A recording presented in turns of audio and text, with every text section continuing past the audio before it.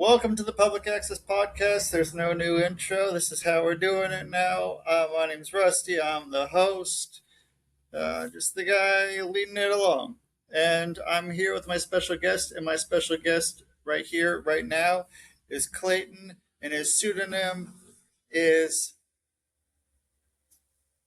Don't Motherfucker Dante Kissinger, Kissinger. bro. There you go, yes, brother. Yeah. Yeah, dude, whatever just happened, it was there. I had it, and then I think I Little took brain too fart, long. no big deal, A big deal. little brain fart. I got the Clayton part, man. So, Right, yeah. how the hell are you? I feel like I should start this over. No, it's Um, completely cool, man. No, it's okay, cool. just Yeah. fuck it up right off the beginning, man. Yeah, That's why not, that's man? What's cool. up? All right, cool. So, how is your morning going here in the world? Dude, I woke up, man, got me some coffee. I'm awake now. I feel great. I'm on here with you, man, and I'm ready to rock and roll. Cool. How do you take your coffee? Dude, it just depends, man. Because some mornings Okay, I'll do it with some shake mix, I might do it with some cream and honey and salt. Yeah. By the way, anyone who likes coffee who drinks it black might be kind of bitter. If you add salt, it actually takes the bitter out of the coffee. So so tidbit do you put the salt in and then brew it, or you put the salt in afterwards?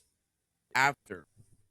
Okay, I've been doing it while I brew it, so I put it in Okay. afterwards. Either way, I mean, it's gonna come out the same way. I think.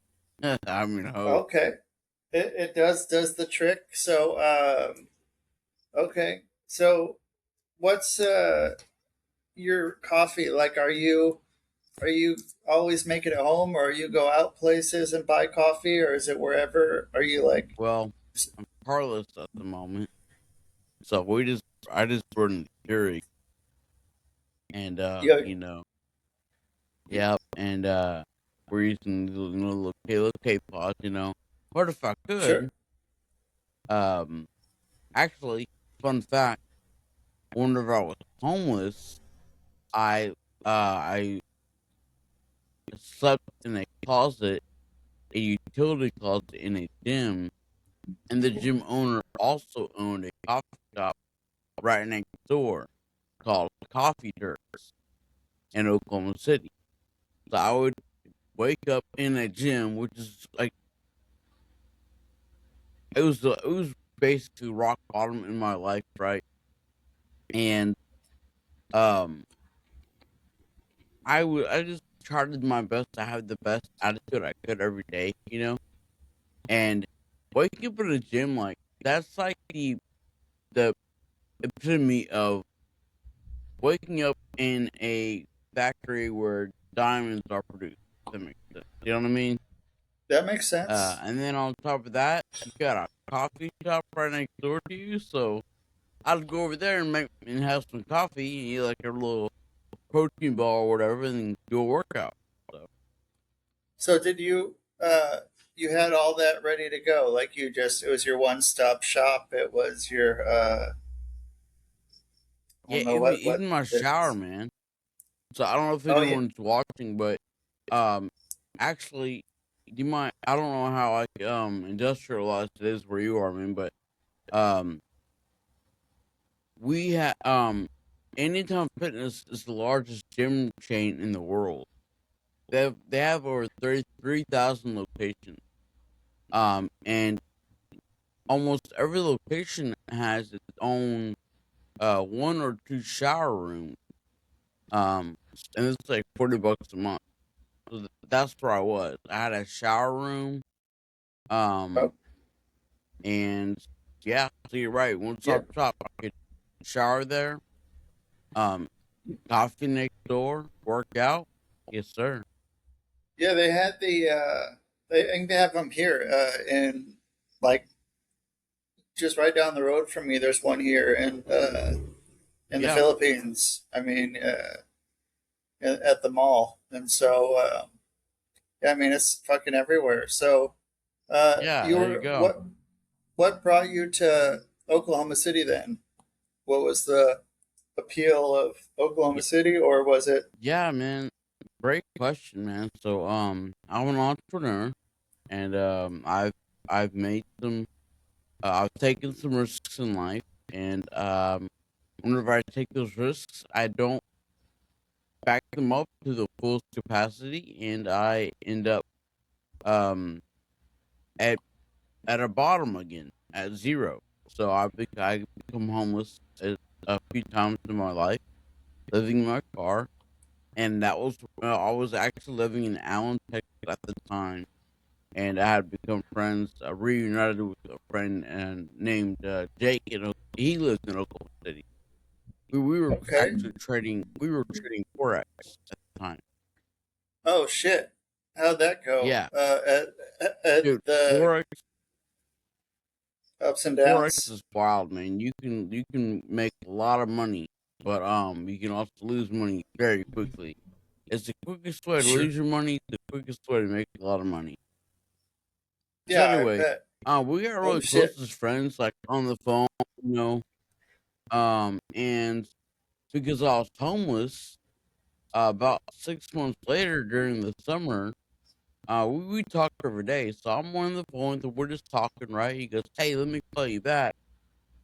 Um, and I go, "Okay." So he calls me back about 5 minutes later, and he says, "Hey, man, uh, Taylor and I just broke up.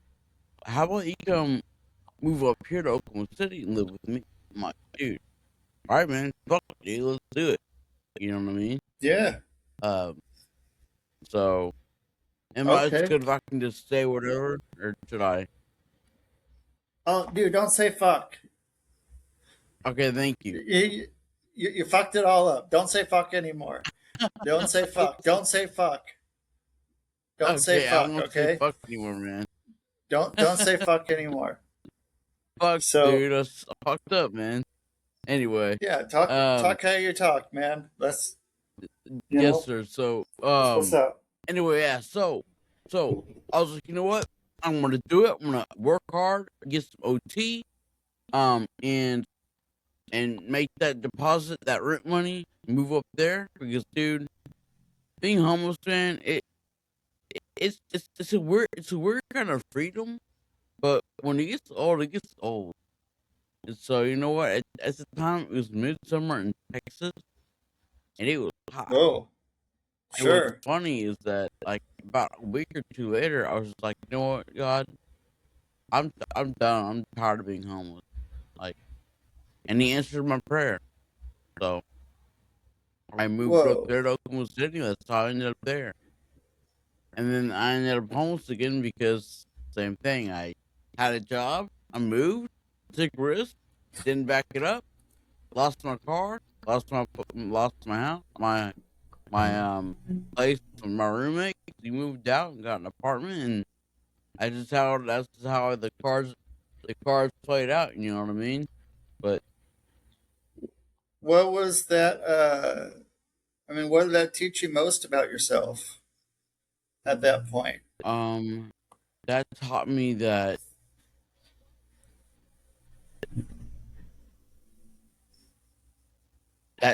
okay. But a big thing that taught me was to not care so much about what other people think, because the main reason I didn't get a job in the first place was that I was socially anxious. I'm 31 and I don't have any Yeah. hair, man. Like, I mean, I have hair, right? But um, I'm just a little more dense than you are, maybe. But anyway, and I started thinning Okay. out when I was like 21, and that was very What? depressing to me. So, as far as, like, for a man, I feel like for a man, when he starts losing his hair, like, at a young age, it Yeah. could be a damper, whenever you don't Sure. expect it. So, but yeah, I was So, just socially anxious because, you know, self conscious, that kind of thing, and I gotta get past that.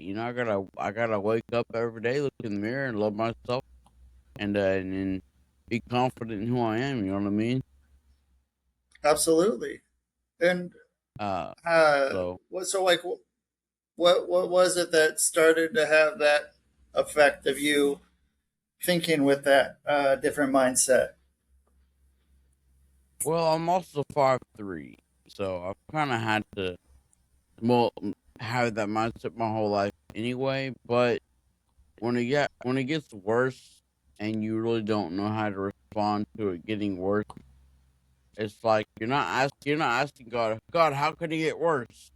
You know, but sometimes it does, and even if it does, if it gets worse or it gets better, you have to maintain that positivity and that confidence, regardless, and do your best to improve on Yeah, the ways you can. You know what I mean? So anyone out there who's done with the insecurities, self conscious type things, let's say like you gotta really look in the mirror and just say, you know what, I love you, man, or I love you, sis, whoever you, you're man or woman, whatever because yeah, comparison is the thief of joy, right? all the time. And you can only be you. Right. So that's getting so as far as like maintaining that kind of mindset, um, that's that's the only way it can get better is like you gotta have those small habits in place, man. You know, you gotta wake up and have a have a healthy habit in the morning. Master your morning. Whether that for me that's berries, a cucumber, and a banana maybe. Um, Okay. maybe some coffee as well. Master your morning and improve your lifestyle because that's the only way you can love yourself more each day. If that's a difficulty. Yeah. And so I mean, was that always your go to, or was that something again that came up sort of when it needed to happen? Yeah, I mean, I've been pretty confident my whole life. Um, well, I'll say I was more confident after high school because I dropped out of college. Um, because I wanted to be a leader, and um, and I just kind of leaned more into that as I got older. Really wanted to into more of my entrepreneurship. I've been an entrepreneur ever since I was little. Like I sold candy when I was in eighth grade.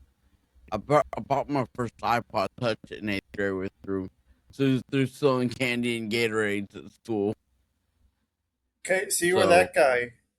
I love that. I was that guy, yeah, man. I was the guy who rolled with like 7, 8 bags of Skittles selling for 50 cents or $1. Jolly Ranchers, gum.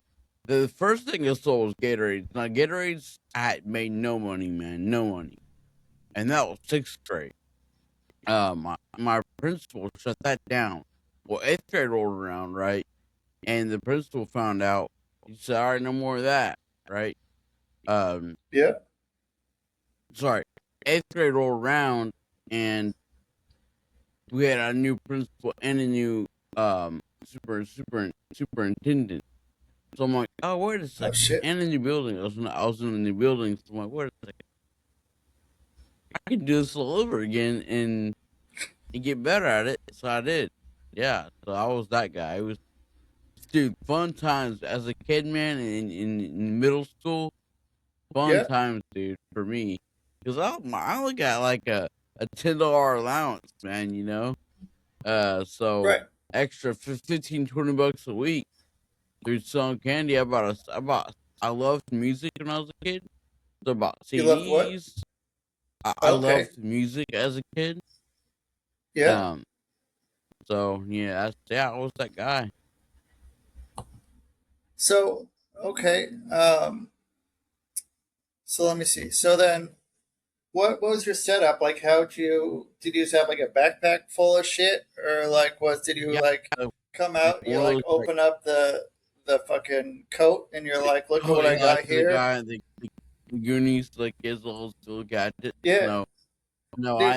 I Uh, sold out of like one of those little string backpacks, you know, through the drawstring backpack, not the strap okay. ones. Yeah, that's how I did it. I would actually, how I actually did it right was I would go to Walmart. I would buy like the family share size of like Skittles or Sour Patch Kids. Skittles did pretty good, and I would wash my hands, hand sanitizer, and I would sort all the colors out, put a certain amount of each color in a bag. I was very meticulous about this. And then Whoa. just yeah, just throw them in the bag and go to school, and that was my setup. Man, the first day I did Jolly Ranchers, I saw out of those. Um, Sour Patch Kids were just so like expensive, dude. But I had one kid who bought all of them, like almost every time I had them. He bought all $5 of them. It was like nothing. It was like it was like probably like I don't know, maybe 20 Sour Patch Kids, like $1. And he really would. He would buy every single that I had 5 bags. He would buy them for all for a dollar. I'm like, dude, man, like I don't know where I don't know where how you get money, but I'm broke. Good for you, Yeah, not man. anymore. Not anymore with him fucking Right? Yeah, hooking I you know, up right? there. Well, what actually happened is that dude, I had $100, man, saved up, Oh shit.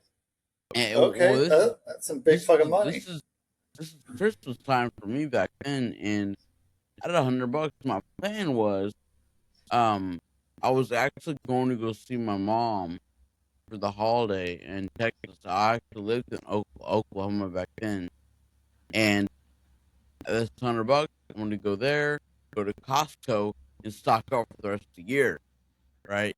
Oh shit. Okay, now that And you had a yeah, hundred bucks, yeah. I was thinking, like business guy, like uh, 13 years old. So, um, now I I thank God this happened because if it hadn't, oh my gosh, I don't know what I would have done. But um, I was in the hallway, and the principal uh says I don't know what we were saying, right, but he's talking to me. He's like, hey man, the candy thing, man, we can't do that anymore. All right, it's not like a big deal or nothing, but like just no more selling candy. All right, man. I was like, okay. Well, that was like, hey, thanks for letting me know. Gotcha. So thankfully, he told me before I went and bought all that candy. You know what I mean? Oh yeah. Would have. So I didn't waste all that money, and I would have had all this. I mean, imagine, dude. I would have had tons of candy, and I wouldn't have been able to sell it. Yeah, you would have fucking. I don't know what you do then. I don't even know what I'd Um, use the money on, honestly, either. The $100, I don't know what I'd do with it. right. Yeah, I don't know. So you had the $100 and you ended up not buying it. So you had $100. So then did that just Yeah, go our into something operations that just just kind of slowly fizzled went out, you away? know. I Yeah. Oh man, I just probably just bought stuff here and there with it. I don't know what I did with it, but I also had a bag full of candy too, and I don't like candy that much. I'm like, hey, anyone want some candy? I can't sell it no more. So I just gave the rest away. You know, Oh shit. Okay. yeah, I mean, hey, I can't sell it. So So you hey, gave let's away party. You your can have some. You get candy. You get candy. I You mean, know what I that's a good mean? way to make some friends right there. Yep. So okay, so you had all kinds of candy. And so after candy, where did that go? What were you yeah, you the money went away and so you're like, I need to make money again. what's Well, next, or was it you that know, man, go? I just kind of fast forward for you a little bit, because I had a kind of a rough childhood, but um, Okay, yeah. So my dad married this woman, and my sister and I, we were very disciplined. We knew right from wrong, that kind of thing. We always did the right thing, told the truth. Well, um, my stepmom's kids, my step siblings, did not. They were not disciplined. That made for a really rocky, dysfunctional family. Um, and so shaped my childhood a lot. And um, growing past that, I actually moved out of the house at 18 because my dad got a tad more abusive. And being drunk each day. It wasn't physically abusive, but he would say things that really bothered me. Um, that were not great for the mental. Um, I don't even know exactly what he was saying, but at one point I called the cop. And this is like okay. probably 11 o'clock at night, and he was drunk. They came out, and I'm like, look, I gotta do something to help him. Like, yeah, he's saying X, Y, and Z, and like, they're like, well, how old are you, man? I'm like, well, I'm 18. Well, if you're 18, you can, there's nothing we can do, if he hasn't, you know, been actually physically violent or anything or break the law, um, there's nothing we can do. And Whoa. so I ended up moving out the next night because I told my dad that night, I said, Dad, if if if tomorrow isn't better than today, then I will leave. The next day rolled around, it was just as bad, and I told him that night, Dad, I'm going to leave in the morning. Um, and I was like, well, wait a second.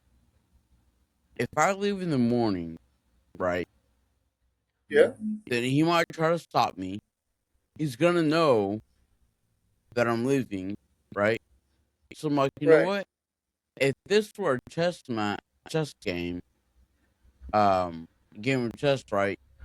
The best move would be to leave tonight when he doesn't even know I'm leaving. So that's what I did. I got all my shit together. I put it in my car, and I moved in with my former algebra teacher.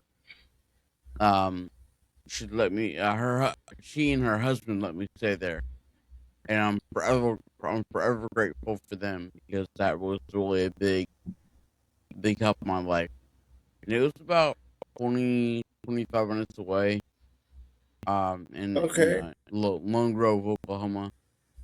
So, So and then I okay. so go ahead. Go ahead. Yeah, No. you go ahead. Ask the question.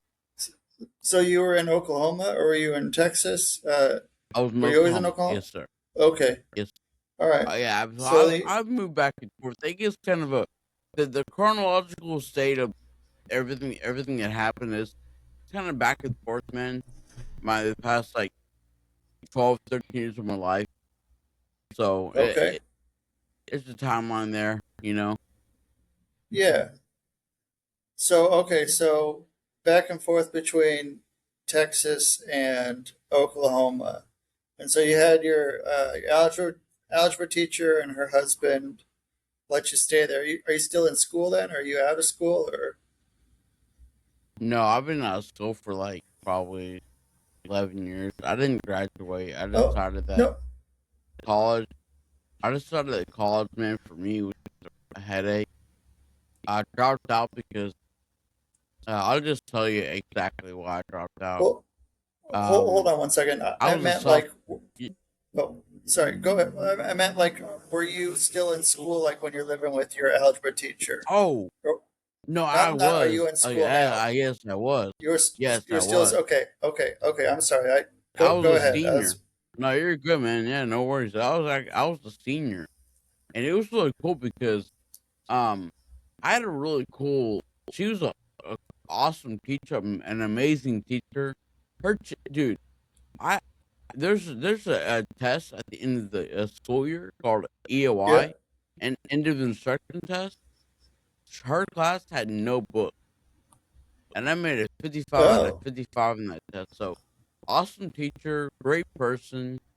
Um, I had an off class where I didn't have any class to go to, so I would hang out in her classroom with the freshmen. Um, and it was a cool senior year, I think. But after that, I got accepted into OU. With a I had my tuition paid for through a program called Oklahoma's Promise. Um, that What's pays that? for your room. It pays for your room and board. Sorry, it Okay. pays for your tuition. Um, yeah. So I don't know if they still have that today, but basically, if you sign up for it before eighth grade in Oklahoma, then Oklahoma will pay for your tuition for any in-state college. I got Whoa. accepted into OU, and I decided to drop out right then because I was dealing with the situation. There was this girl that I really liked, and Okay. she was 2 grades below me. So I was like 18 or 19, and she was 17. I was 19 and she was 17. And Okay. as a junior, you get one class uh you can go to in college. Um when you're still in high school, that you can attend as far as community college goes, right? And I thought to myself, wouldn't it be crazy if I had the same class that she did, which was American government at 8 a.m. And this is my thoughts. My first class, uh, my first the my first class of the year, and guess who's there? She is. I walk right in, and there she is. And I'm like, fuck.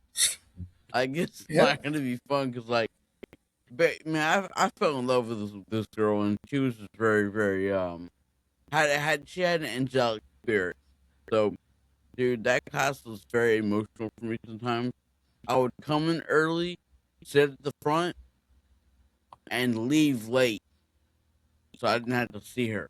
That's how like Oh shit. that's how my like it much it affected me even just to see her. Um, Yeah. so I was like, you know what? That combined with the whole that class was a complete blow off class, man. And I thought to myself, you know what? I don't like this. I don't like school. I hate school. After the after the 10th, 11th grade, I just started hating school, dude. Also, I was Yeah. that kid who did the best I could, but I couldn't do I it hear you anymore. on. I dropped out and decided to actually went to started doing Herbalife. You know what Herbalife is? Herbalife, Yeah. Like I don't know what the word is to MLM. say. MLM. That's a. We'll say MLM. Yes, it's Yes. an MLM. Okay, so you got Right. into the. Hey, we can say pyramid scheme. I don't Okay. care. Yeah. Okay. So I don't see it yes, that way. Yeah, I mean that's how some but people see it. so how'd you do with Herbalife? Dude, I'll tell you what, man. Like, I was that guy. Like, I was so passionate about that because I love Cool. health and wellness. So I wore the button, bro. I did the thing. I drank the shake. I I wore the product and I talked about the product. That's the 1, 2, 3 of Herbalife. Take the product, wear the product, talk about the product. Um, that was me, and I had the All right. greatest personality and spirit about it. No, what happened was that I met this woman in the gym, and funny, she did thrive, right? And I'm like, I don't know I don't know what this thrive thing is. I don't care about it. Don't talk to me about it anymore. I'm done. Like, but one time she said to me, Clayton, I love your personality and your passion. I wish you were on my team. So I'm like, you know what?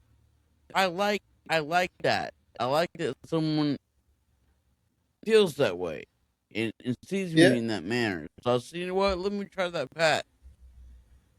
Thrive has this thing you can seriously put a patch on your arm, and it provides um vitamins, nutrients, Garcinia cambogia, and it works. It's crazy. So tried it. Didn't really work for me that well. But yeah, Oh, that's what happened there. Um okay. and then that's it's funny, man. Bring it up because that's kind of part of my downfall is that social media was a factor in that, and you were encouraged to use social media to engage and connect with people to promote the product, and that's how I became more heavily using Facebook and other platforms, and I yeah, and once Thrive has fell off out of my life, their social media did not. I do not like social media, but these days, just like anyone else, I can doom scroll and I hate it. Yeah. So were you not on social media before that then? No, I mean I was, but I would never get on there. I would never post. I get on there like once a day, maybe just for a second. And Okay. back then, Rusty man, like they didn't have reels back then.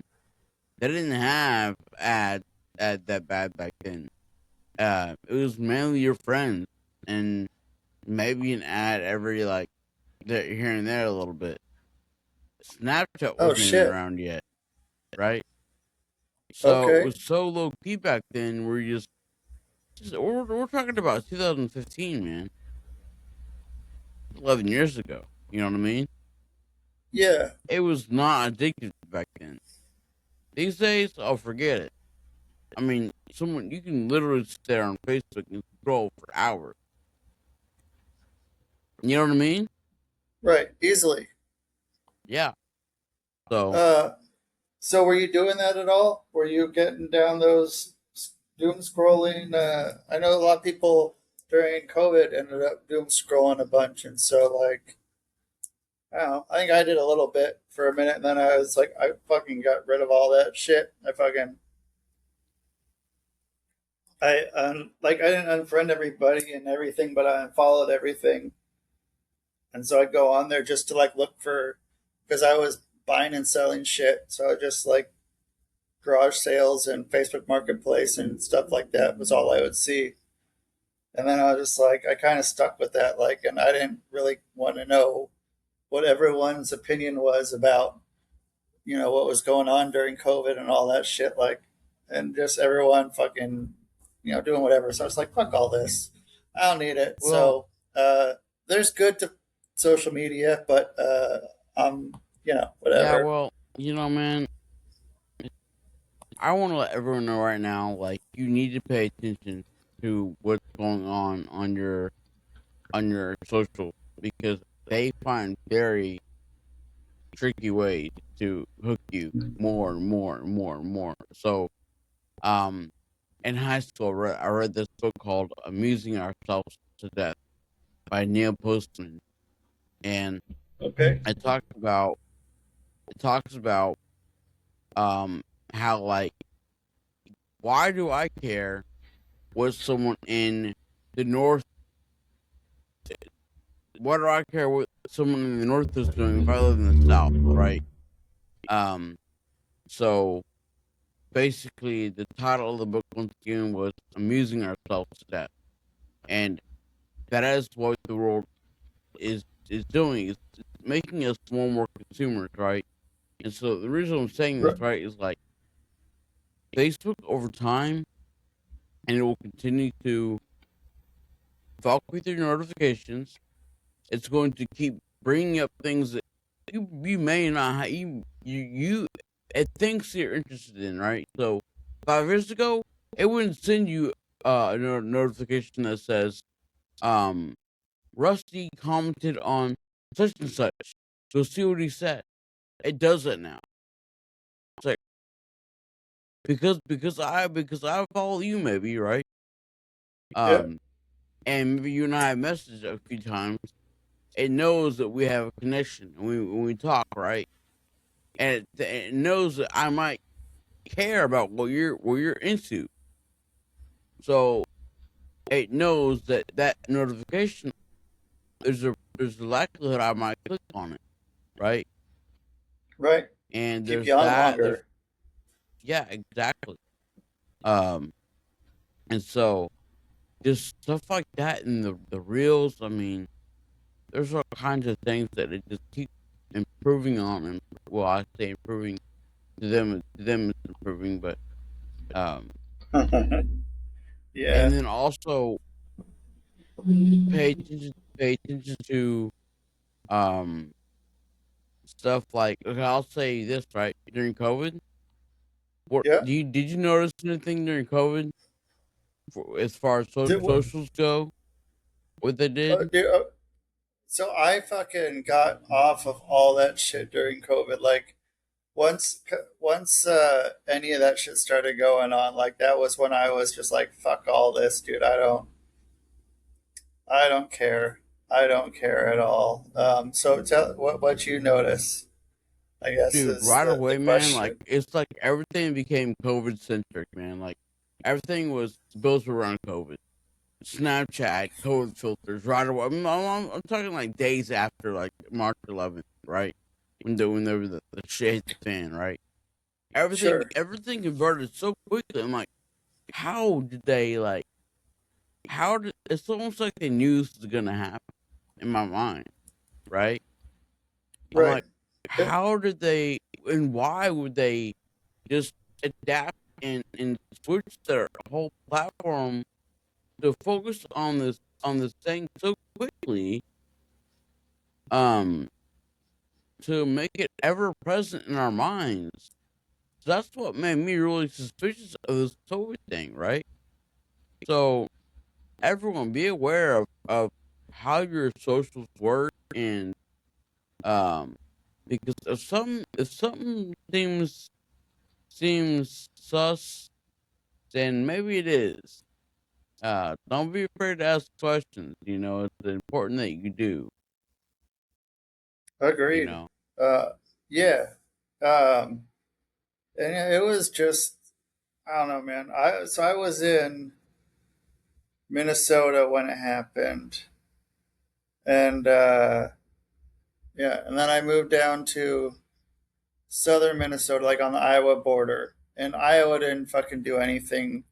Iowa didn't. It closed down for not one day. No one had to wear masks. Like it was just fucking nothing. But then uh, I took some trips out to Portland, and I went to Portland and San Francisco during that time, and like, dude, it was fucking crazy. Or even going up into Minneapolis, like it was fucking wild, dude. Like, but yeah, it was nothing where I was, but a lot of places it was, and going on an airplane was like a fucking pain in the ass, and I can but imagine, yeah, dude. everyone had an opinion about it. I had my opinion about it, and I don't think people wanted to hear that. People didn't want to hear that I don't give a fuck about what's going on because, like, uh, Right, I'm out here in the middle of nowhere, but like, no one wants to hear that because you know, uh, either they're going to be going, yeah, good on you, or hey man, why aren't you doing your part? What the fuck you doing? What are And dude. so it's I like, who was I was cares? sus from the get go, man. Like I kid you not, Yeah, bro. Listen, man. Like there's this girl I work with, right? Okay, and she was one of those like. I'm gonna get tested. I'm gonna wear my mask, you know. And dude, she got tested, man. And like 2 weeks later, got COVID. And I'm like, Oh whoa. shit. And I didn't get tested, right? Yeah. I'm like, I'm not even gonna get tested because I don't want that thing up in my freaking brain. Like that stick, It they were was. like, they're gonna shove a Yeah. stick up your nose and like tickle your It was. brain. I mean, Yeah. I don't know how it works, right? I'm just saying. It That shit seems was fucking. uncomfortable. Yeah. Yeah. And I'm like, so what's actually crazy, bro, is like, um, I don't know how true it is, right? But there was stuff on that stick. Supposedly, they would test that stick after the fact. They tested the sticks that weren't used, and I don't know what it was supposedly that was on the stick, but um, they weren't just some stereotype sticks. Um, I and, with you on that and one. whether they were, they weren't. I don't know how true it was of that possibility that I heard. Um, but I'm like, well, maybe maybe my intuition was right again. Uh, I have a very strong intuitive side about me, and Yeah. I didn't get tested, man. Um, I mean, here's one thing, right? Just for anyone who's out there, I worked at Chick-fil-A at that point in time. Okay, Oh, who do you my think? pleasure. Yeah, who do you think is the most likely to get a virus than the motherfucker who's taking your order from this close to your face and doing it for 100 people a day, right? Yeah. Like Yeah. we are. I'm the guy who's gonna get it, right? I didn't get it for Right. months. And I'm talking every day, man. I was out there taking orders with no mask on in the first like couple months, right? Sorry, the Yeah. first like month, no mask, and then until they actually enforced more stringent interaction procedures, right? Um, and after I thought about it, I'm like, this makes no sense. Um, now of course there are some things to consider, like yeah, people are more aware, and they're not going out as much because the ones who are sick are staying home, right? Well, sometimes you don't know if you're sick, supposedly, right? It takes 2 weeks to actually know if you're sick or not, right? That's what the narrative was. Yeah. Um, and so that was my thought process. And And so, I got I got oh, sick go ahead. once or twice. Um, You and you got did you get did you get tested or I I knew I had it. okay? It was bad. It was really, really, really bad, man. So the first time I think I got COVID was pre-COVID. Actually, I was one of those who got it in 2019. I Oh think shit. because here's what happened. I lived in Newcastle, Oklahoma, and that place was weird as it was weird. That place was weird.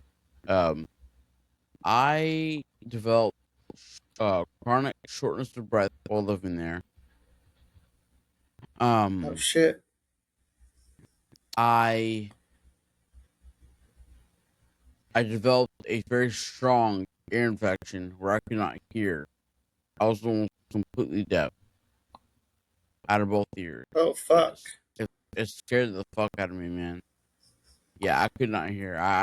Yeah, I was so terrified of being deaf, dude. But For how long? this went on for probably about almost a week. Holy shit. I had about I in one ear I had about 50% hearing, and the other had about 90% hearing loss. Um, Oh shit. it was Okay. bad, yes, and I was terrified. Like I said, thankfully it got better, but that combined with not being able to breathe and um, which is really, really, really bad. I forgot what else I was going through at the time. Maybe a slight headache as well, but um, then in 2020, I think it was late 2020 or early 2021, I got it again. This time it was um I could not taste anything. I could not taste or smell anything at all. And I had one of those headaches where it's like like a general headache, and the top of my cheeks one day were like very sore, which was another Yeah. symptom. Really, really crazy sensation. Like your jawbones get sore, like right here. Um, and yeah, so brain fog, mild headache, and taste. Um, I couldn't taste, and that right there is. Oh If you shit. ever, have you ever dealt with that, No. I dude? It was yeah, disgusting. my shit was nothing. Go ahead. Hey, Yeah. What Hey, what if you was ever first lose your time you taste, noticed? man, dude, I was at work one time and I wanted to go eat, right? And I'm like, "Look, I can't taste nothing. Like, is this part of like this thing? I think I knew it was. I'm like, fuck, dude, like, I can't taste my sandwich. I can't taste myself. Right, you're I trying to can't have a taste my fucking chicken fries, sandwich, man. man. I can't taste my OJ. Yeah. You know. So Holy shit. it, and I started crying one day when I was eating. I was like, so I decided to eat very healthy at that point in time. I'm like, fuck it. If I can't taste something, I might as well eat healthy. So that's what I did. From Chick-fil-A And to by eating the way, healthy. if anyone, I think it's a great topic to kind of segue into real fast. Because it might help a lot of people. Uh, and it is this: if you do lose your taste and your sense of smell, I highly encourage you to be as healthy as you can, because what's happening is that there's a part of your brain called the basal ganglia. It's where your olfactory uh center is. Your taste and your smell, right? Yeah. And what damages that further is MSG. So if you're consuming MSG while you have um no taste, no smell, just makes it worse, because it's damaging your olfactory system, and you have to let that heal. Um, so that, and then the second thing I would say is that if you do have long COVID, nicotine. If Dude, you yeah, do have long COVID, nicotine yes, was kind of that the sounds fucking crazy, man. nope. Yeah, nicotine was the fucking nicotine and fucking weed seem to be like the two things that really helped people a lot during COVID. Hey, you know what's Shout out. crazy, man? What's that? Yeah, you know what's crazy, bro? Is that they lied, man. They said if you want to quit smoking, now's the best time, because smokers are amongst the most affected by COVID, which is the absolute opposite of the truth. Smokers were Right. among the least affected by COVID because of the nicotine. Now, I do not encourage smoking at all. Smoking will kill you faster than anything else. But nicotine patches will do so much for you, because what have they done in the past 20 years? They've they've demonized nicotine, and whenever they use something like that, I have a question: do they demonize alcohol? Does Yeah. Nope. nicotine kill or does alcohol kill? You know, Right. Alcohol will kill your ass.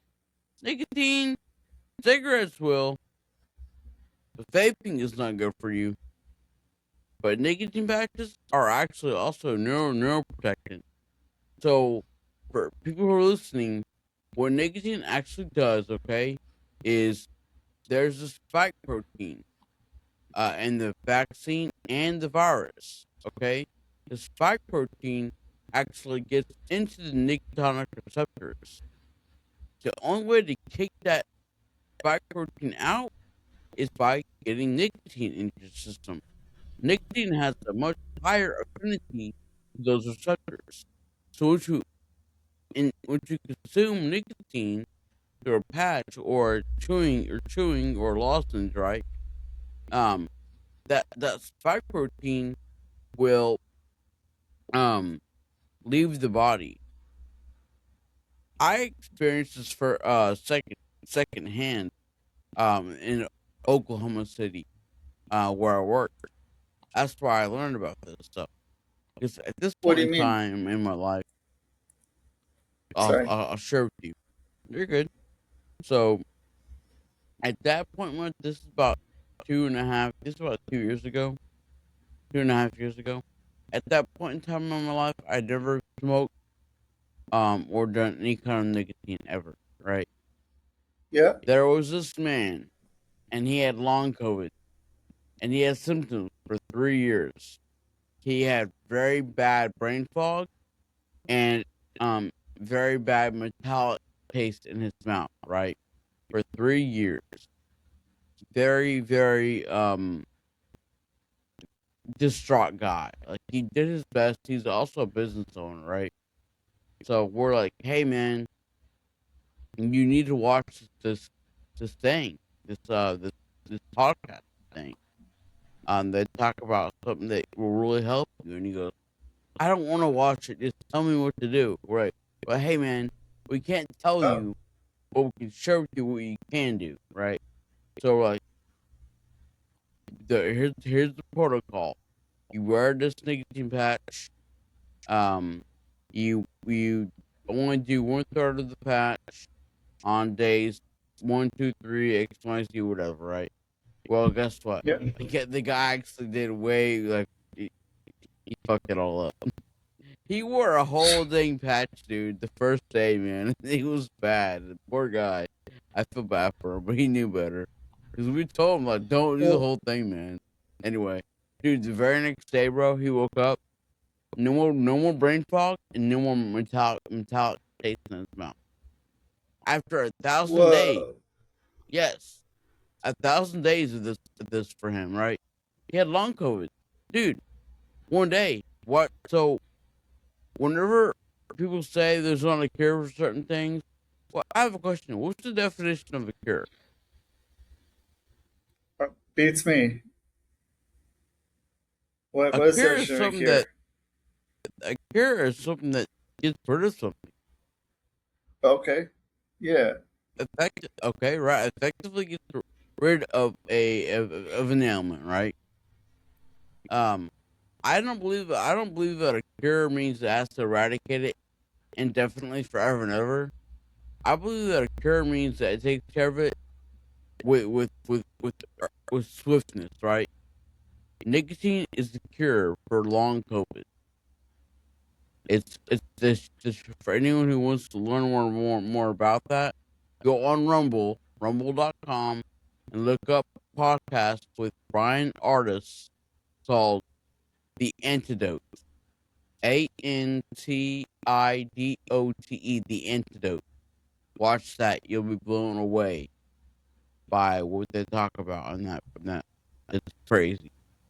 They talk about nicotine and how it can Okay. help you.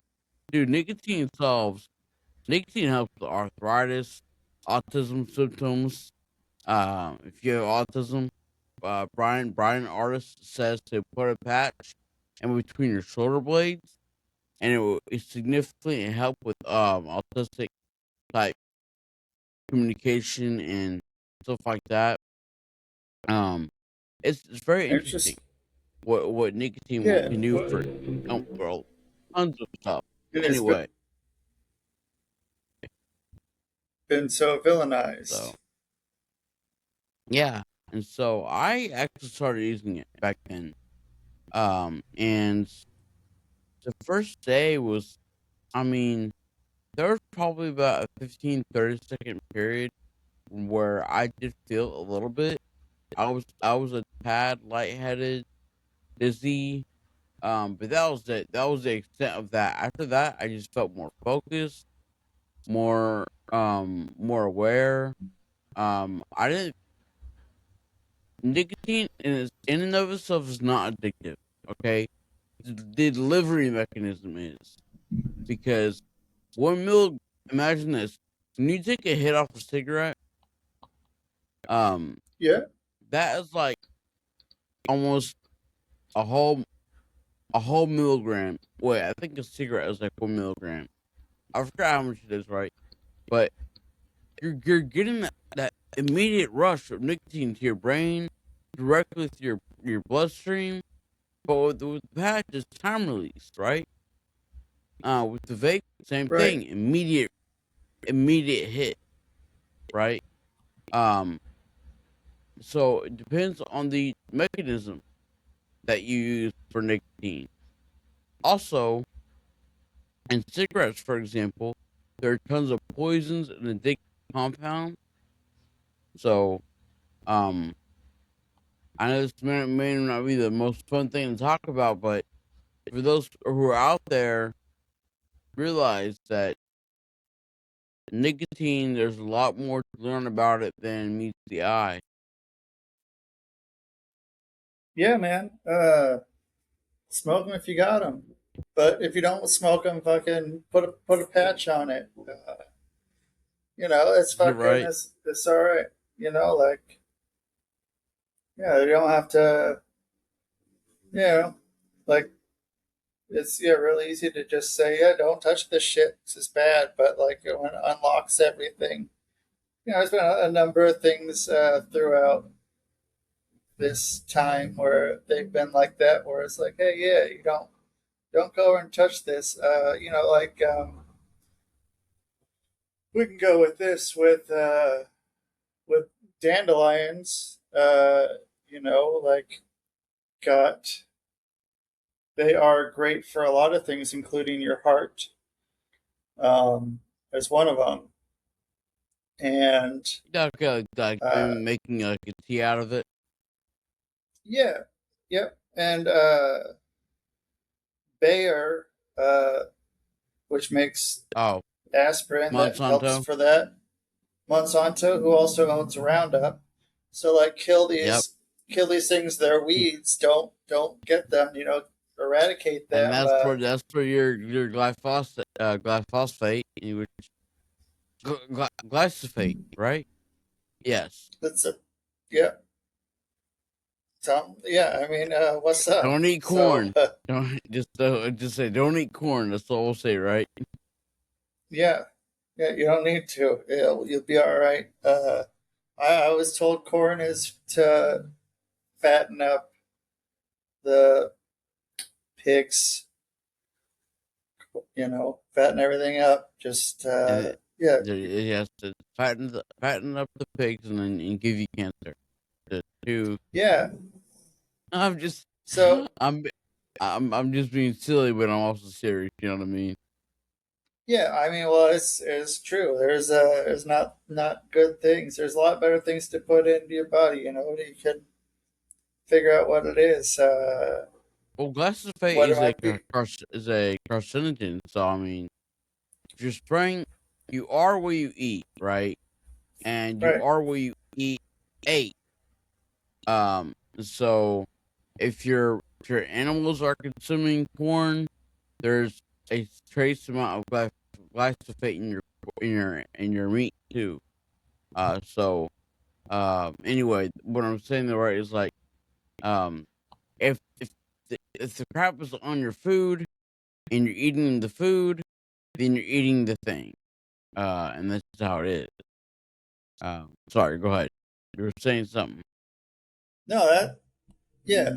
I mean, it's yeah. Like you said, you are what you eat, man. Don't fucking Don't eat bullshit. And I mean, yeah, everything you eat and everything is So cooked for so you. I I have a question for you, man. Um, Uh oh. share with us the big differences of where you are compared to the West, the diet, the food. Because I think that one thing we in the West don't really get to hear about from someone who's from the West is the difference in food quality and the food wholeness, like the whole foods aspect of things. So, what do you eat for on a daily basis, for example? I mean, I'm from the states, so I mean, like, I've only been I here know for you four are, months, yeah. That's what so I'm like, saying. oh, Well, that's what okay, I'm saying. yeah. Like I mean, you'd be the one to be able to compare. Like this is how it is in the states. This is how it is where I am. yeah. I mean, I don't know. I was under the impression a couple days ago that they didn't have Skittles here. Talking about Skittles earlier, but they do have Skittles here.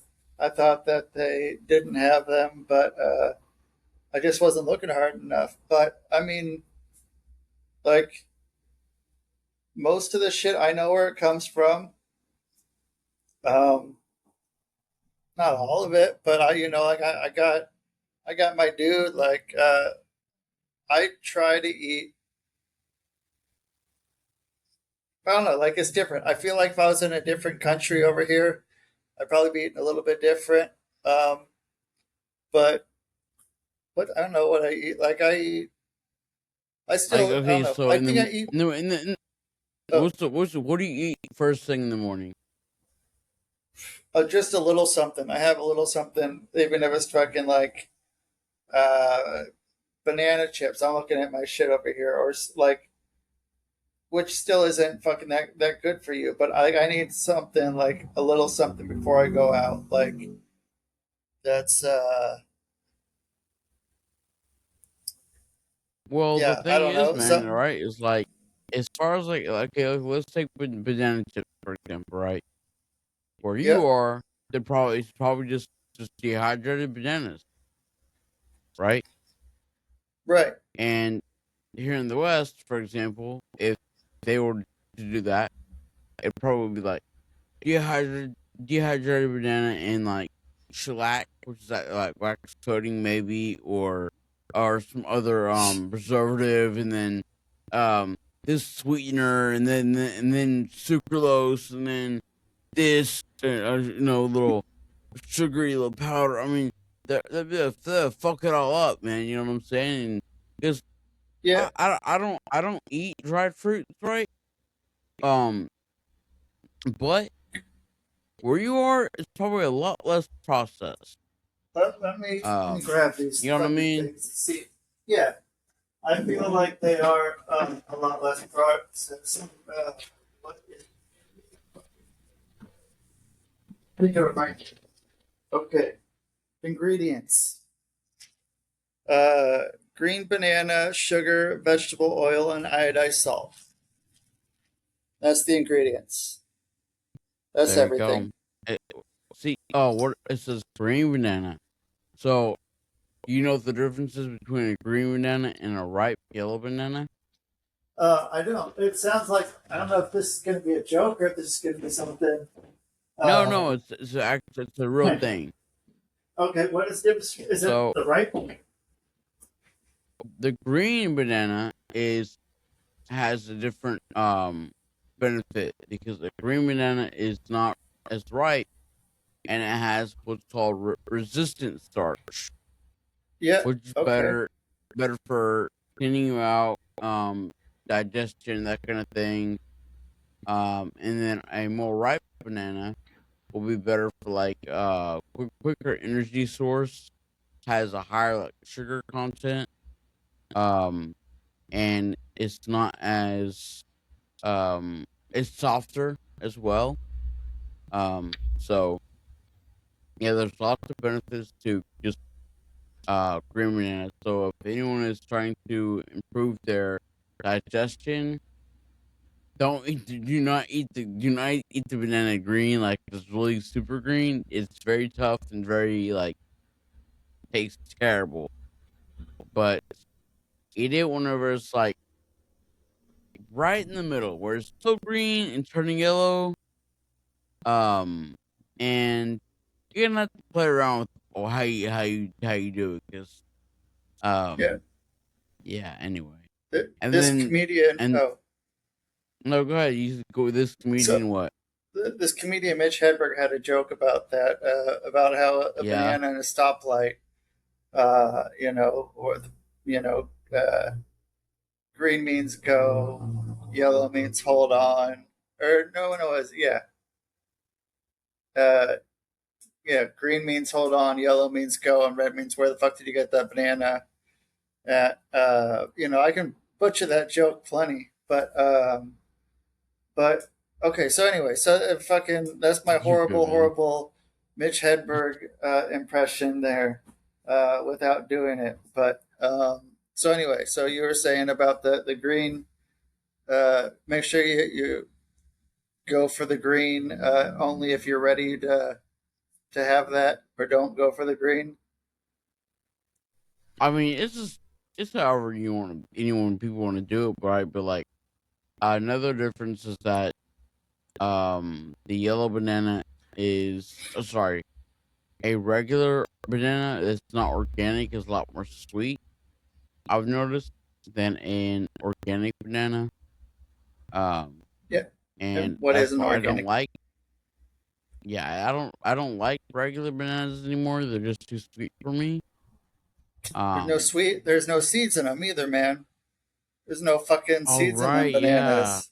right, Bananas are yeah. seeded fucking uh, They do, fruits. Like and they're uh, small too. Like they're yeah, only they're like small. the real ones are only like this big.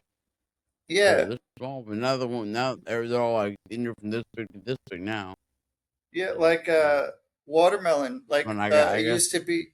Oh, no, go ahead. It uh, used to be what? so watermelon. You fucking used to. They used to say, don't swallow the fucking black seed, or you'll grow a fucking It'll grow watermelon in your inside you. fucking stomach. Yeah, Yeah, but dude, those seeds are so fucking good for you. And now they fucking bred them all out of all the fucking you know, I watermelon. Like, I'm really curious, man. So you may know this, right? But give an example. Papaya seeds are good yeah, for parasites, and yeah, pumpkin and seeds are good for parasites. I wonder if watermelon seeds are also good for parasites, because probably, they look like papaya seeds. They're yeah, black, right? yeah, dude. I Um, don't remember what they're good for. They're good for a lot, and it's fucking stupid that I'll like, tell you what they're really good for. oh, Can you guess? uh, nope.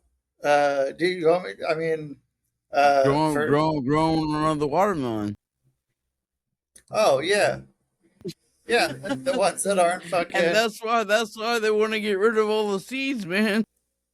So yeah. we There's can't only grow our own shit. yeah. It's Can't grow your crazy, own man. shit. Can't Dude, I saw collect this your own guy. water. What now?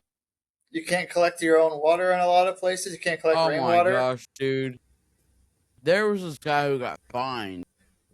He also got like 90 days in jail too.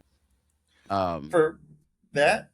yes, like I think he had like 11,000 acres or something like that, and he Yeah. had a water, I forget what they're called, right? But water catchment is what it's called. He had like Okay. so many water catchment uh systems on his property, on his land, and he was fined and jailed um because he had collected millions of gallons of water. And I'm not really sure where I stand on this, because um I do believe that um dude, catch your water, man, absolutely. Um But I think one problem with how he was doing it was that he was catching a lot of the water that was actually flowing downstream Oh shit. and Yeah. so I'm like, I feel like Yeah. if maybe he had not been as effective to that extent, maybe he wouldn't have gotten in trouble. I'm still on his side, Yeah. almost Yeah. 100%. Like But if yeah, he was it's downstream, it would have been a different story. Like if he yeah, wasn't up on a hill, yeah. getting all the water before it trickles down to everybody else. I get that. That makes sense. But at the end of the day, man, I'm like you, man. I think it's ridiculous. Like you can't catch the shit that falls out of the sky. Are you kidding me? Right. Right? Uh yeah. They're doing the very best, man, to be God. Did you know, bro, that there are over 100 patents for weather modification? Right. Yeah, and I mean, cloud seeding's been a big thing. It was a big thing in fucking the in Vietnam, like in the Vietnam Yeah, War. Like it was huge. Um, and yeah, there's plenty of those. Like it's been a thing. It's been a fucking thing for way longer than that do we people even saying realize, that they right? see. Yeah, they're like, oh, there's fucking chemtrails up following those planes. But it's like, yeah, they've been doing shit for a lot longer, and it's Yeah, and probably then a so lot what they'll more do, than that. yeah, what they'll do too, right, is they'll deny it for however long, and then they'll rename it, and then say, "Yeah, we'll do X, Y, and Z," Yeah, formerly known as that. yeah, So now they call it geoengineering, I believe. Um, and they're trying to block out the sun of its almighty, life giving light. right. But Yeah, and I mean, and then yeah, for the sake of um reducing global warming. Because hey, because aren't we like supposed to be underwater by now in like New York and yeah, California? yeah, totally fucking underwater. Here we I are. mean, by 2012, and we're 14 years later, like what happened to that mess? Yeah. Hey, do you ever hear the People thing forget, that, man. People forget, man. because I mean, something new comes along, like the new thing pops up in on the Facebook feed, and Yep. everyone forgets about everything else. Like, who remembers that?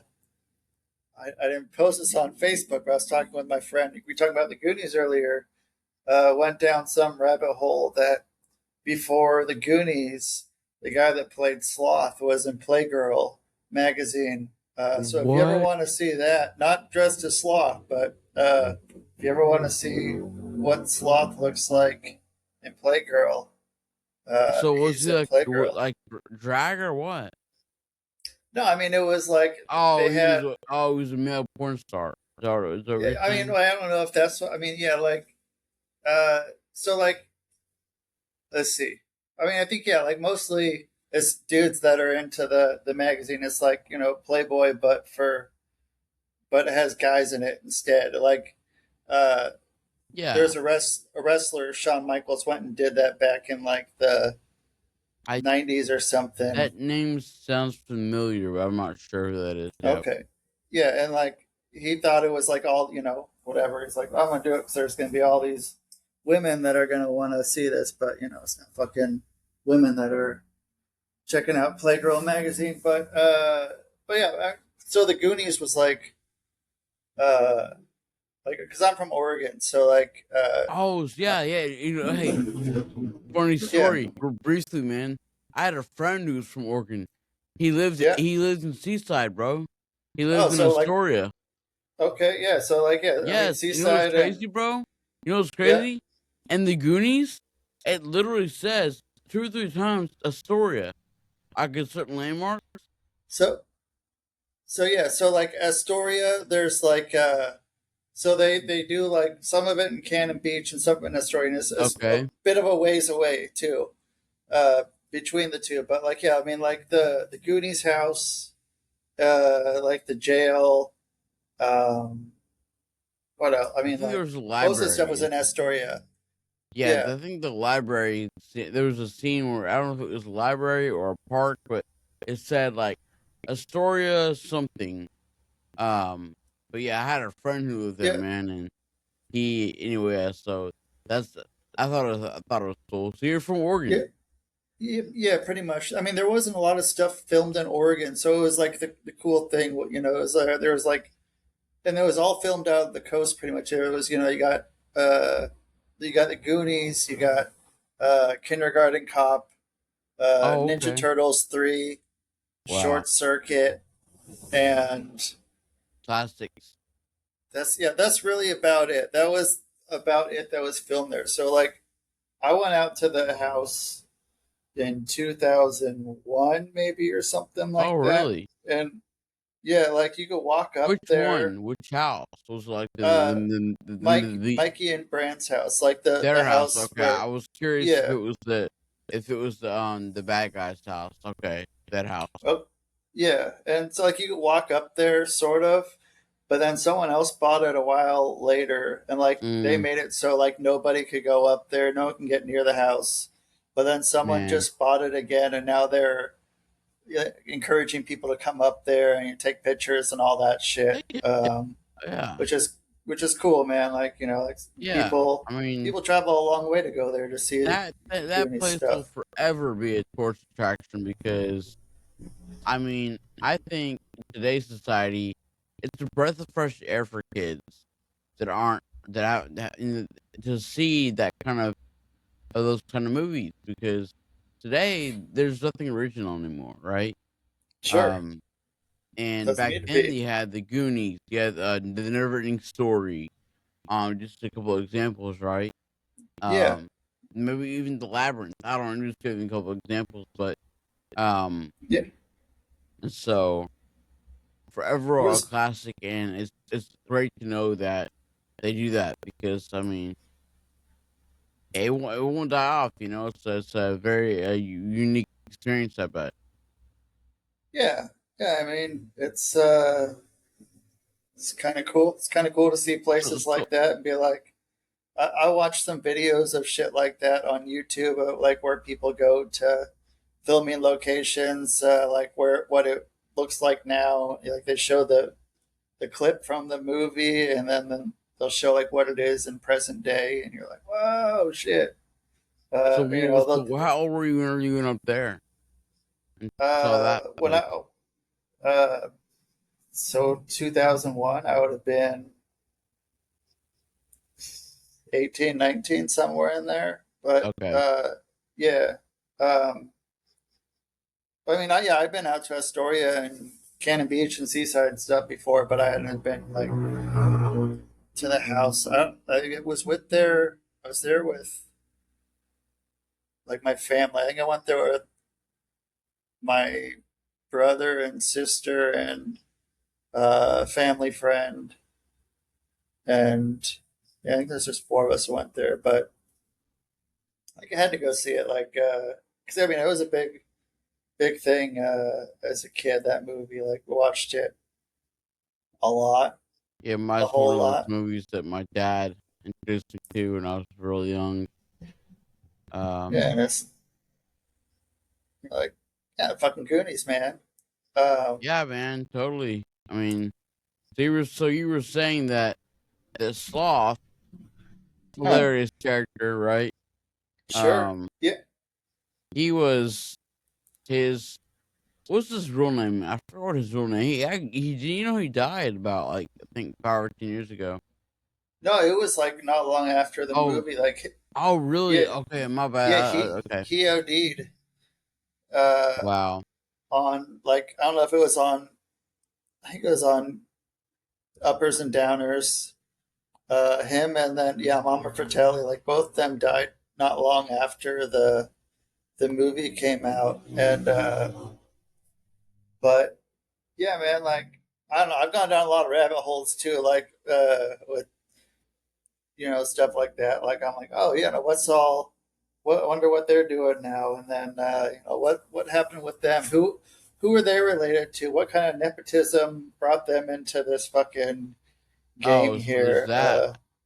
Well, I mean, not with them, but I mean, with some of the people in that movie, there was definitely some nepotism. But I feel like most things, there's some nepotism in how they get it. Like you start looking, and you're like, oh, okay, look who their dad is, look who their mom I is, look who mean, their look at uncle Bronny. I is, and mean, it's a real thing, right? right, yeah. I mean, it's real easy I once you mean, start looking. he's definitely skilled to some extent, but I mean, I don't know. He definitely has some help there, but Did you say Bronny? yeah, Bronny, yeah. I said, Like yeah. So LeBron look at James? Bronny. Yeah, yeah. His son, Okay. Oh, his son. Oh, he has a son. dude. Dude, His son. He you didn't is know, he a man. basketball player? Dude, his son, Bronny James, There's a Bronny LeBron James James. Jr. There's is a in the LeBron James NBA. Jr. What the They were on fuck? the same team. Yes, dude. Didn't he just get traded? Did he leave? But Is so here's what happened. Okay, holy shit, man. Bronny, LeBron James' son, okay, was an okay college athlete. He wasn't great, right? He wasn't super tall like his dad. And he even had a really bad call it he had like a blood clot at one point. Oh Um, fuck. and yeah, he was bad in college. He was really bad. It was like national news.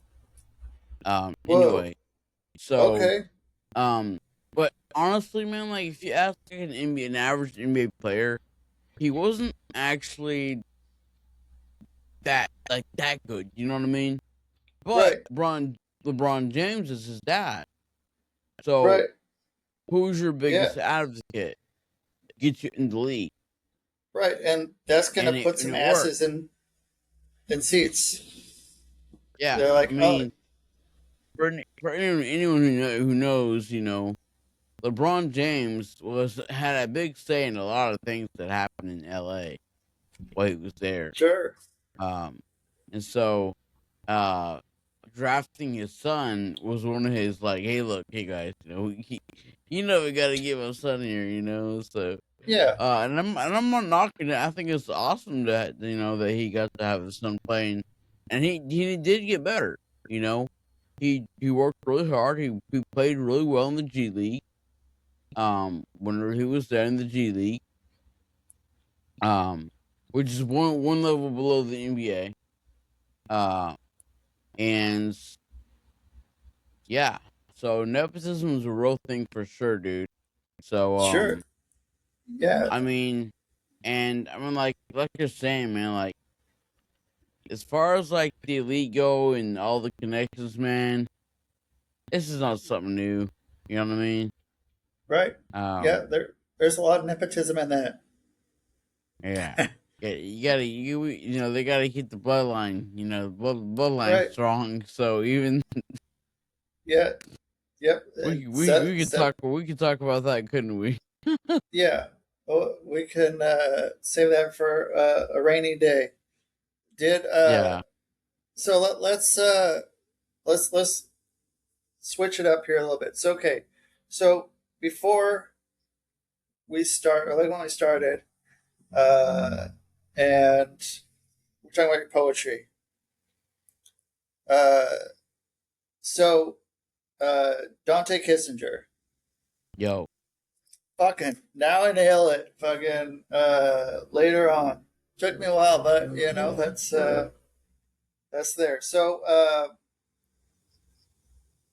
how the name? Were you given the name? Did you make up the name? Good Uh, question. I mean, all Yeah. kind of So have, I'll man. tell you, and I know exactly what happened, man. I was actually my first student was just Sean Hess, and it was Sean because Hess. yes, Sean Hess. And the reason for Oh, that name was that my grandfather's last name was Hess, and Hess is also German. Okay. My last name is actually also German, right? So I have a lot of German in me. Um, anyway, um, I wanted to be anonymous and share my poetry because that girl I liked that I mentioned in high school, right? I wrote, Yeah. yes, she was the second muse that I The, wrote for. who is the Um, first muse? this Jason? the who what?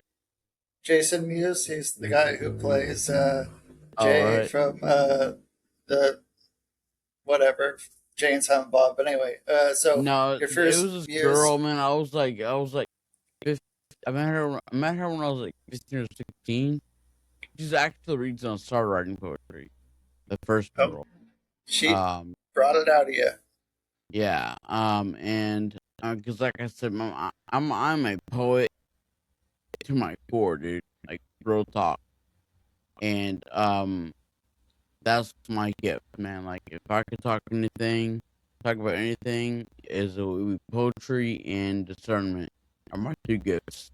Anyway, so let's fast forward a little bit. Okay. Dante Kissinger was born out of a realization that I needed another pseudonym because the other one I already spilled the beans. Everyone knew who that was at some point. And it wasn't as original as Sean has, right? And unique. I'm like, you know what?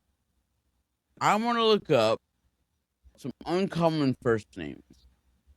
Dante popped up. Well, why do I like the name Dante? The name Dante is also a literary figure in the 1700s. The Inferno. And yes, Dante's Inferno, Dante Alighieri, right? And the Divine Comedy, that guy, right? Dante, I like the name, right? And then I'm like, okay, what are some uncommon last names? Kissinger pops up. Now it's funny because whenever I say Kissinger, who do people think of? Uh, Henry. Is it Henry Yes, Kissinger? yes. And they're like, Okay. oh, okay, it's like Henry. I'm like, yeah, I guess you could say Henry, yeah, sure. Yeah. So, He's my uncle. Nepotism, man. That's how I. oh, That's how I right, became is a that poet. it? You know. Oh, yeah, Yeah. totally, bro. Yeah. That totally my uncle, man. Yeah. Um, Your Uncle Henry. hey, Unc, Uncle Hank. You know. hey, Unc, can I get some promotional dollars from my book, man? Anyway, Right. so yeah, so I was actually on a train between Richmond and DC, Oh shit. and Okay. I was researching this stuff, first name, last name. It took me about an hour, but when I figured it out, I'm like, dude, this name sounds poetic. Dante Kissinger, right? I Yeah. like it a lot. So I'm like, huh. I also wonder part part of the criteria for me to getting a name was how common is the name, right? And dude, turns out, brother, you can go on Facebook right now and type in Dante Kissinger, and I'm the only one, dude. Yeah. That's fucking Is it? nice, man. Isn't that crazy, bro? Like Yeah. I feel lucky, man, that God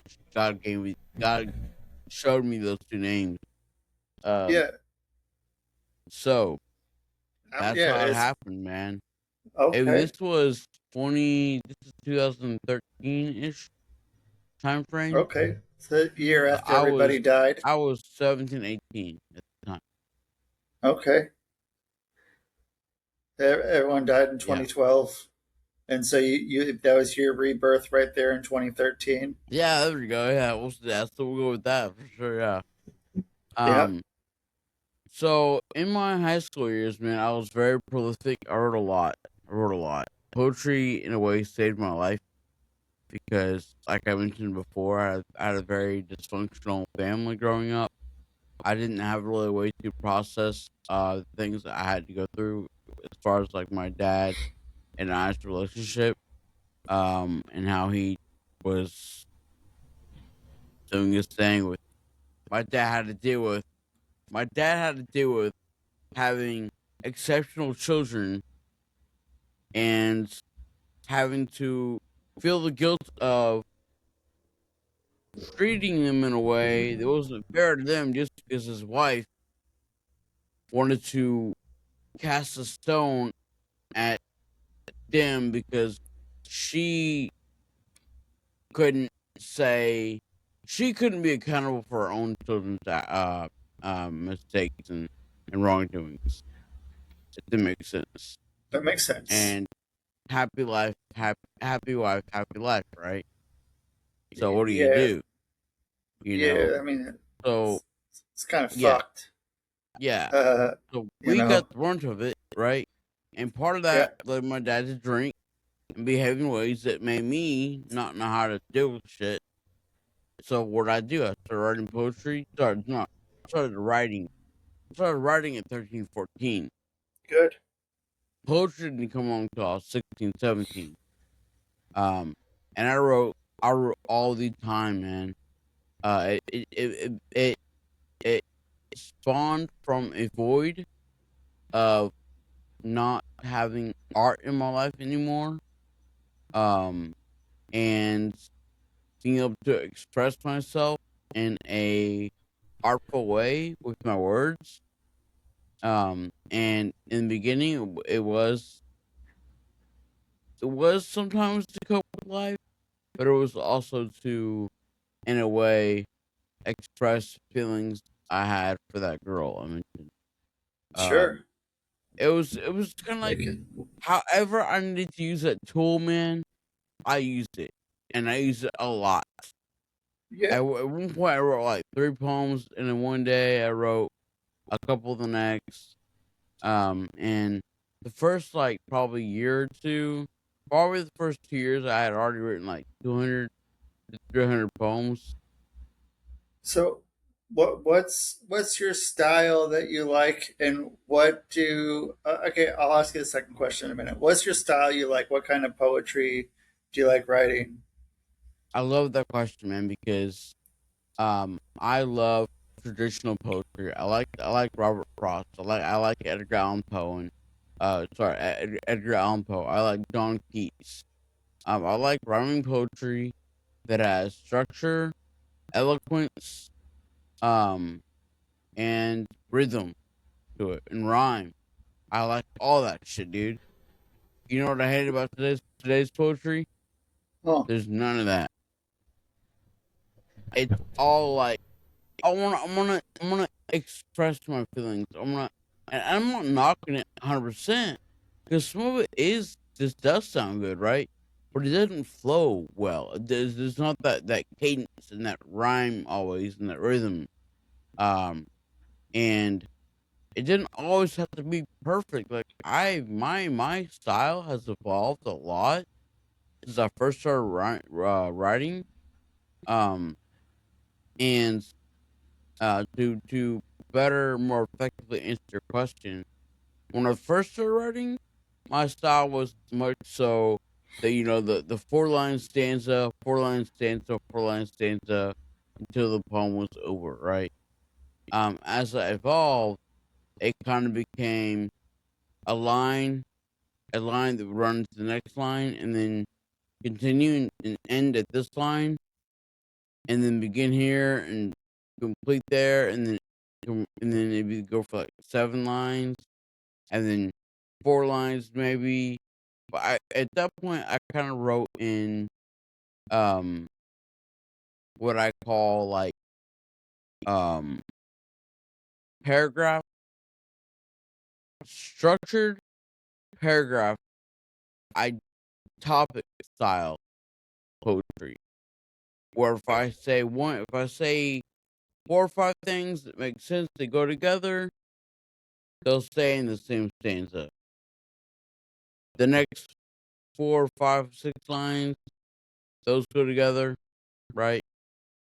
Varying line length. Um, that makes sense. yeah. Uh, so then the next question is like, what do you think when I say limerick? Is that like fucking bullshit part of poetry, or is that like it's got its own spot, or is it like uh, nothing? It's I think what it is. I think limericks have their place in teaching poetry when you're teaching Yeah, someone. They can be a creative way to go. They have structure. There's certain things you have to do to make it a limerick. Um, and they're fun. You know. I don't write limericks, but yeah, I think that that no, they're not bullshit. I think they're once again they're great for learning because they're a great way to practice. For example, you know, um, uh, for example, if I wanted to become a basketball player, right, I might should learn a layup and maybe get good at a layup or making free throws or you know um you don't have to learn how to write a limerick or a haiku or a diamond poem, whatever you diamante, whatever, right? Um, but you can practice this if you want, you know. For me, I don't I don't like those. Like I said, but yeah, limericks are yeah, fun, man. I think they're almost like nursery rhymes, right? yeah. I suppose so. And most nursery rhymes are written for the reason. Most nursery rhymes are hypnosis for children to fucking Oh, make them okay. fall asleep. And you would know too. Yeah, that's what they're made for. That's why I they all see. have that certain cadence that you're talking about. That cadence of Right. going, doing whatever it is to, get your almost to get, where I don't know. You know how to do it. You know what you're No, doing. I hear Did you, man. Yeah. So basically, I call it a lull. As you said, it's a lullaby, right? Almost, right? right? So it's literally lulling you to relax Yep. and just not give you something to focus on and take your mind offline from the world and chill Yep. and You're a you know hypnotist, man. You didn't even know it. You didn't know you're a hypnotist till today. You're painting a fucking scene for someone, having them hey, yeah, focus I and got calming one. them. I got one. I'm a hip know it and I didn't know Yeah, right. Yeah, dude. Yeah, fucking it. exactly. Didn't tell today, man. I love words, man. I love words. Yeah. There's a book. If anyone wants to become a better writer, especially like poetry, the book for you is called The Elements of Eloquence by Mark Forsyth. Okay. Awesome book, man. It's Uh, funny too. so where are you? Where's your book collection? What's your book collection? Or are you like collecting them, or are you a library guy, or do you have Man, an ever changing book in, book out kind of a thing, or is there a big wall? I love that question, man. So whenever I was in high school, I used to have these friends, right? I was kind of like that loner, and these girls who were also on the academic team, were all the smart cool kids, right? Um, well, they befriend me, and we start hanging out at a place called Hastings. Remember Hastings or no? Was it like a Hastings is like almost like a Barnes and Noble, but Okay. with CDs, movie rentals. It's like a Blockbuster mixed with comics, and games Shit. and graphic keys. Hastings was the shit, dude. Sounds Um, like it. and books it was all there, man. You can go there and spend 2 hours just window shopping, just looking at crap. So that's what we would do. We would go hang out at Hastings, walk around, play, and we would laugh, and just you know, awesome friends. But what happened is that I would go there, me being me, and I like to learn, right? I'm in the book section, and I see some self help books. I'm like, oh, this is cool stuff. I didn't know what self help was. I'd never even heard about it, right? I My very first book that I was really attracted to. Can you guess which one it was? No, I'd like Think to Your guess, but Think and Grow Rich So, by by Napoleon Hill. okay. So that was the first one you grabbed. That then that makes sense Yeah, of where you went with the other books and the recommendation that you were telling me and about. I bought a book every time I went, man. The problem with that, Okay. bro, is that I would not read them. I back then, I'm a smart guy, man. But back then, my comprehension was low, and I was a slow reader. Um, because when I read, Yeah. I, I I'm having to focus to read the words. It's quiet, and I have to focus to not think. You know what I mean? Yeah. Um, I mean, I don't know if I have ADHD per se, but we're talking right, and I can definitely go from tangent to tangent quite easily, right? Um, Right. which can be fun, but can also be disorienting to listeners. But anyway, so Welcome. um, right. So once again, I would buy a book every time I went, right? Um, I had money, but I got money like that. You know what I'm saying? Right. That's sweet. I have to. Fucking Skittles money. Uh. No, I was past. I was in high school at this time. Okay. I was All actually right. I was actually at a much bigger school at this point. But anyway, so and I had a job at this point, I think. But um the other problem to the book collection thing was right is that I wouldn't read them because also I would get sleepy at night when I would try to read them. I'll fall asleep with the book that I maybe read one or two pages of, right? So I'm like, well, this isn't really sustainable. So what did I do? I didn't really do a whole lot. But here's what happened. I was in the gym one day, right? And I'm like, oh, we'll get back on the topic of poetry in a second. But I was in the gym one day, and an ad for for Audible comes across, what right? And I'm like, nah, no, who would listen to a book? I want to hold a book in my hand, right, and read it. Like a traditional way. You know what I mean? Right. I don't want to listen. I don't want to listen to a book. But then Audible offered me a free book and my first month free. So I'm like, Shit. okay. So what book did I get? The one you were talking about, the Think and Grow Rich, N- Napoleon Hill. Napoleon Hill. Yeah. Yeah. Um. Actually, the first book I got was a different book called The 4 Hour Work Week by Tim Ferriss. Oh, yep. Fuck yeah. I hate that book. You hate You that know what? book You know why? because it's true.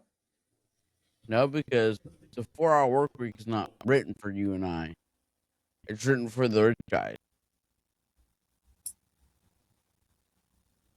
They're True. called the book is the book talks about how to become the new rich, how to optimize your day where you only have to work 4 hours a week. Doesn't make sense. And if we're not making a million a year, then I mean, it could be good for maybe learning how to outsource and um build your routine out. Anyway, but Yeah. yes, the 4 Hour Work Week was is a good book, but it depends who you are, right? Then I got Think and Grow Rich, but as far as like a library goes, I still like to buy books. I bought some good books. Um, I did have a small little collection there for a second. One of my favorite books was there was a poetry anthology. I forget, I think it was it wasn't Harold Bloom, but anyway, um, the 500 oh, the 500 immortal poems of the English language. Oh my gosh, I pulled that out of nowhere. Another thing about me is my memory is strong. But anyway, um, Yeah, yeah, man, books. Um, I love to read, but I love to listen to them. So, um, at some point, man, in writing poetry and building that collection of poems and having them all in one place in my notes app on my phone, right? You begin to wonder, will you ever have a book? I started having that question at about the age of 22, 23. oh shit. I'd already written around 500, 600 poems, right? And I'm like, man,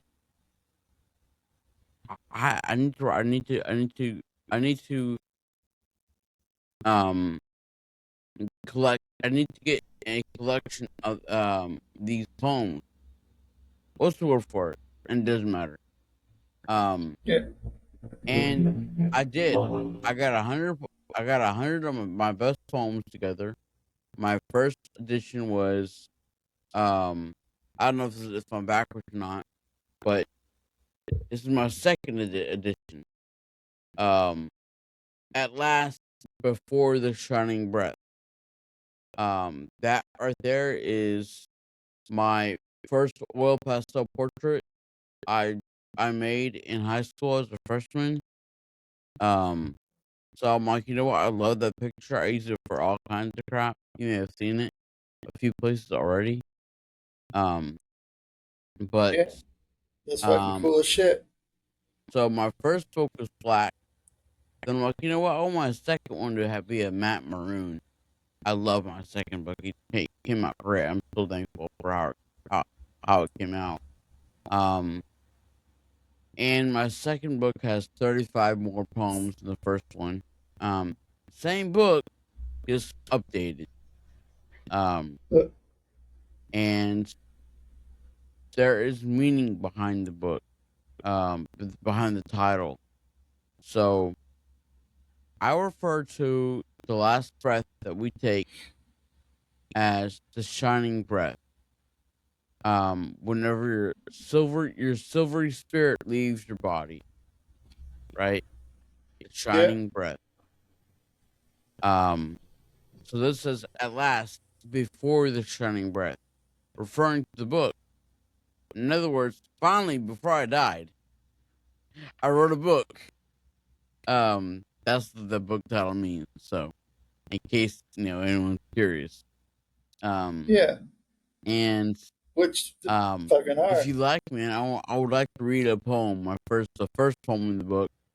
Um, and Sure, yeah, it's not long, and it's really it's one of my favorites. So, yeah. um, We'll wrap it up here with your poem. This is what's gonna close it out. So that's a good way to do it. So appreciate it, man. Yes, sir. we're just gonna end it. Oh, hold on one sec. Let me get all this stuff so we can just end it right there. RustyDiamond.net, you find everything you need from me. This is the Public Access Podcast.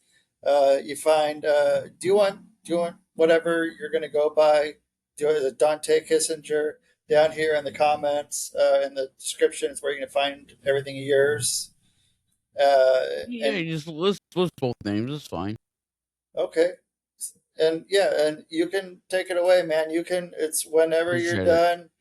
We'll stop it, and yeah, you get the last word here. Wait, yes, sir. So this was it's called the reason. I wonder. Sometimes I forget why I do what I do. Some days I am under. Asunder I'm torn, and thunder surrounds me. It's pounding profoundly as darkness has found me. Stagnation, complacence, the names of the faces. They keep me in sleeping and from me to face this. They're reaping from seeds. They're creeping of silence. They keep me in deeds and from me to find this. I wonder, amidst all the blunders, the lightning, the thunder, the fighting, the clutter, distractions and factions inside of my actions, and actions as well when things seem to darken. I wonder in hell, then hearken within, as heat tries to spark and spell my time with my whims. Then really I wonder again, why? So far I have come on the mountain I climb. The boulder has rolled down a couple of times. The reason has told me I must try again. And you are the reason I'm dying to win. You are the reason I'm dreaming to sow the sutures and features that seamlessly flow. I hope that you know now, I know how to grow now. Whenever I wonder, the slumber evades me. The number one reason awakens my bravery.